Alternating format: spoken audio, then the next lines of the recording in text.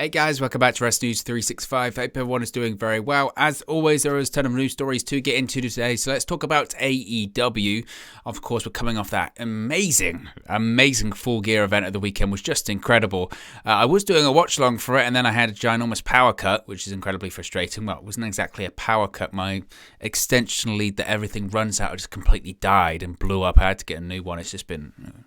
It's another story for another time. I do want to talk about AEW news, and I do want to talk about some potential injuries coming out of AEW Full Gear this past Saturday. I'm going to start off talking about the former AEW World Champion Kenny Omega, but that wasn't the only possible casualty coming out of the big event on Saturday night in Minneapolis. So Kenny Omega, former AEW World Champion, spoiler, I know, we do have a new AEW World Champion. If you didn't know, but you probably do.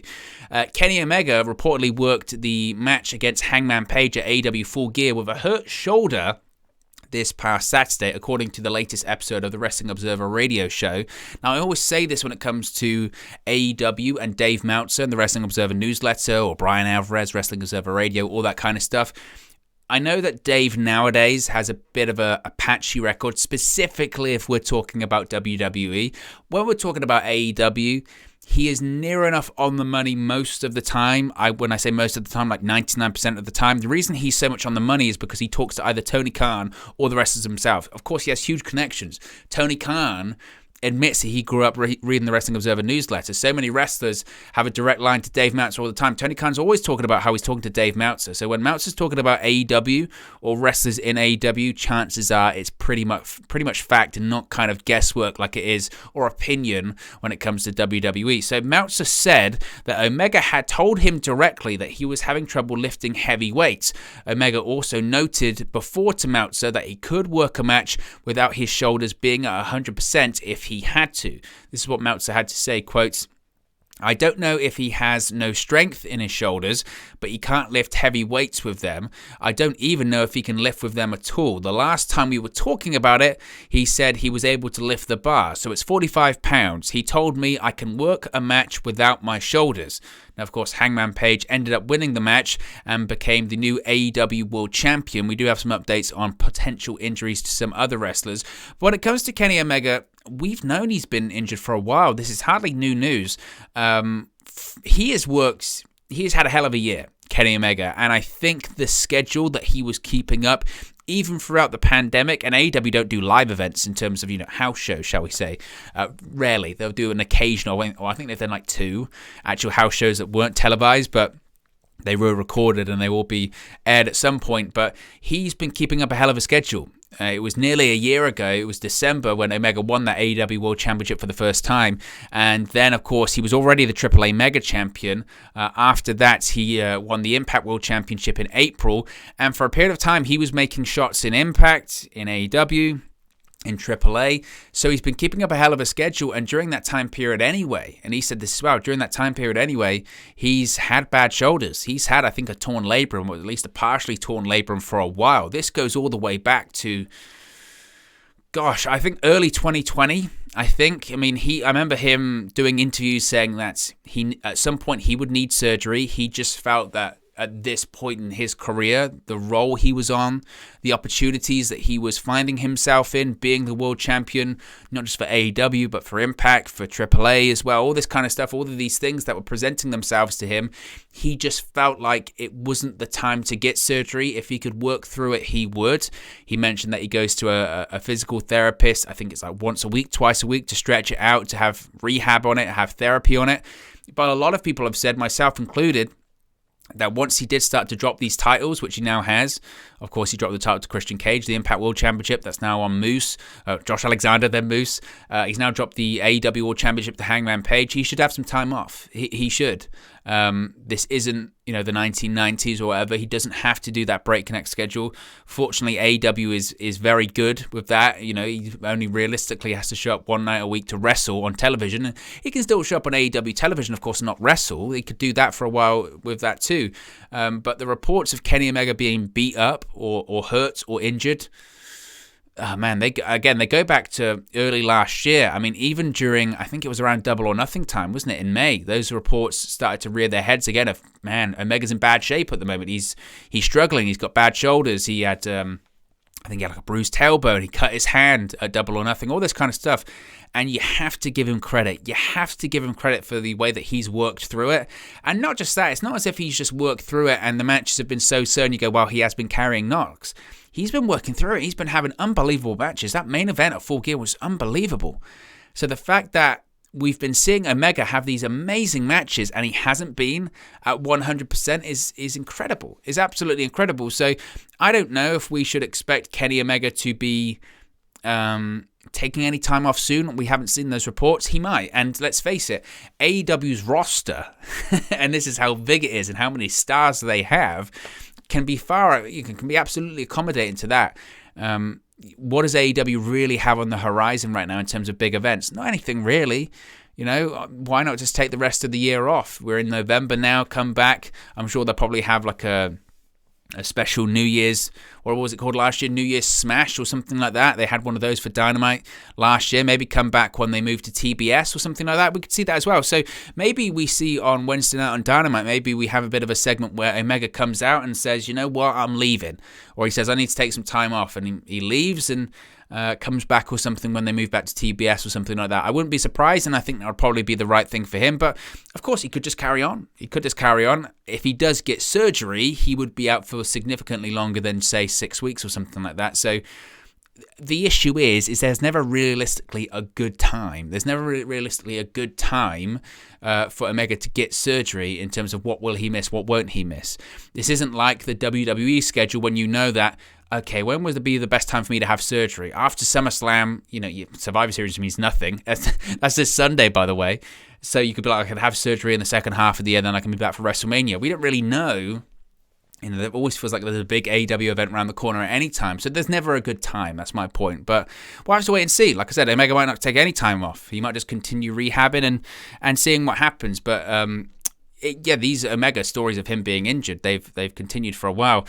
But that wasn't Kenny Omega wasn't the only person that was injured, or at least working injured, at Full Gear on Saturday, because Eddie Kingston and Malachi Black did not appear at Sunday morning's big event convention in New York City. This is according to PW Insider.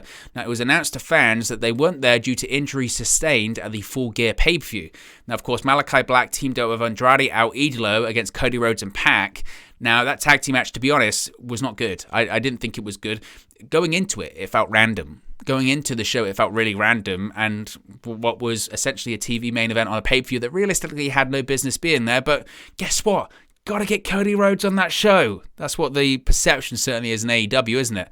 Now, at the end of the match saw Pac defeat Andrade. I don't know what it does for either feud, to be honest with you, but reportedly Malachi Black may have been injured during that match. As far as Eddie Kingston, he was in what I thought was one of the... I know there were great matches on there. Of course, Darby Allin, MJF, main event. I mean, there were so many great matches on that show. There really were. I loved Eddie Kingston versus CM Punk. I loved it. I thought it was great storytelling. I just thought it was great. I thought it was amazing. And it just felt different to anything else, didn't it? And that was a great match. Now, potentially, he may have been injured during the match or come into the match injured as well. Eddie Kingston, he came into the match and you could just see his shoulder was all taped up with that Kinesio sporting tape. So he may have been injured coming into the match. Now, despite his effort, Kingston got tagged with a GTS for a pinfall loss. Now, after the match, Punk did attempt to shake his hand, but Eddie Kingston bailed out of the ring. Northeast Wrestling posted on Sunday that they were contacted by Kingston earlier on in the day, saying he couldn't appear due to, quotes, having his shoulder checked out and having a series of medical tests in the morning. Kingston has since posted on Twitter, I think, saying that he's fine. He's not going to miss any time. So expect the Eddie Kingston, I think, CM Punk stuff to continue. I think they are building to an Eddie Kingston, Jon Moxley versus CM Punk, Bryan Danielson match, I think. But I'm all for. I'm absolutely all for having Eddie Kingston versus CM Punk too. I really am. I loved it. I absolutely loved it. I mean, maybe in terms of in-ring quality, was it the best match on the show? No, but it felt just real, and the atmosphere was just great. And more Eddie Kingston, CM Punk promos. I know CM Punk was booed during that match, and that is something I do want to touch on as well, because CM Punk was booed during the match, and so a lot of people said, people are turning on CM Punk. which I kind of disagree with. Tony Khan did his typical Tony Khan self, and he commented on it during the post-show media scrum, and he compared CM Punk to The Rock at WrestleMania 18, and he just sort of went, no, no, Tony, don't do that, because that's just an iconic moment in professional wrestling, and that's not what that was on Saturday. And you'll get these WWE stands being like, you compared CM Punk to The Rock and Full Gear to WrestleMania, and it's like, oh gosh. But Tony Khan said, quote, I remember being the only person out of 70,000 cheering for The Rock in Toronto. My friend looked over to me like, what are you doing? And I was like, someone has to. And that's how I felt about Punk being booed tonight versus Kingston.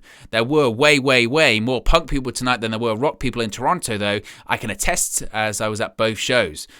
Khan added, quote, I've seen what it's like when someone makes the choice in the building. I think, to be honest with you, look, it wasn't as if Eddie Kingston was being cheered over Punk. It was more 50-50, to be honest with you. It was dueling chants, but to be honest with you, it was dueling chants for a lot of matches. Even in the opening match, Darby Allin and MJF, people were cheering for MJF. People were cheering for the heels and the babyfaces throughout the night. AEW, it's a smart crowd. And I didn't really read that much into it. For me, it was being more of a meal has been made about it online than I think needs to. So, yeah, I don't think it was really a big deal. I just think it's a case of Eddie Kingston's super popular. He's super over. It's not as if the crowd are, negatively reacting to CM Punk. They still cheered when Punk won, and I think everyone expected Punk to win. CM Punk's still a babyface. I just think that, Eddie Kingston has fans. He's over. He's popular. It's the same as when you go see a UFC fight. Very rarely in UFC there is a guy that they like and a guy that they don't like. A lot of the time you've got fans of both. We're so sort of tied in professional wrestling that there's got to be a good guy and a bad guy. Why can't we get into this reality where, and I know it's not like babyface versus babyface, but where people can just be fans of both? People can like the babyface, but they can also like the heel. Because let's face it, some of the things CM Punk has said to Eddie Kingston during this feud haven't exactly been babyface things to say. So I didn't think it was a big deal. I felt that those making it, a really big, I can't believe they said that. Yeah, it wasn't like that. It really wasn't like that. As I mentioned, so we know that Eddie Kingston is probably going to be at Dynamite Wednesday. I think Omega's going to be there. Malachi Black, we don't really know anything about an update, so we'll have to wait and see when it comes to that. Finally, I want to talk about Jay Lethal. Of course, Jay Lethal made his AEW debut at Full Gear. He appeared at the AEW Full Gear media scrum, and he was asked about how this deal came together. And he was asked about, is he going to be at Final Battle, of course, because, of course, Final Battle is going to be on December 11th before the company goes on hiatus. Of course, Jay Lethal spent over a decade with Ring of Honor. He was asked whether or not he'd appear at Final Battle, and this is what he had to say, quote, I will not be. My new home is in AEW. So no Jay Lethal at Final Battle. He looks to be done with Ring of Honor because Ring of Honor, essentially, as we know it, is done. I'm not really surprised he ended up in AEW. He's going to be the first of many, frankly. He's going to be the first of many because there are going to be a ton of former Ring of Honor stars showing up in AEW. I think we're going to probably see Brody King. I think Danhausen's going to show up. There's so many. Jonathan Gresham. I mean, we could go on and on listening to these Ring of Honor names that are going to show up. So Jay Lethal's going to be the first. I know there were some people disappointed that AEW decided to sign Jay Lethal. He was kind of named during the whole speaking out stuff last year. It's probably a discussion to talk about at another time. And I'm going to be honest with you, I don't know a ton about it. But, Jay Lethal's, he's done some great work in Ring of Honor.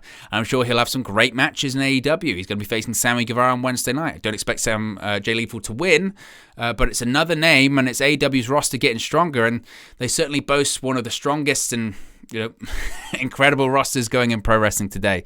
So we'll have to wait and see how that one plays out. But look, guys, as always, this is just one man's opinion. What are your thoughts on these AEW news stories we've spoken about today? Let me know your thoughts in the comment section below. I'll do my best to respond and reply to all of your comments. Really enjoy interacting with you guys, talking about AEW, Impact Wrestling, New Japan Pro Wrestling, WWE, all things pro wrestling here on the channel. So be sure to get involved in the community, drop a comment below.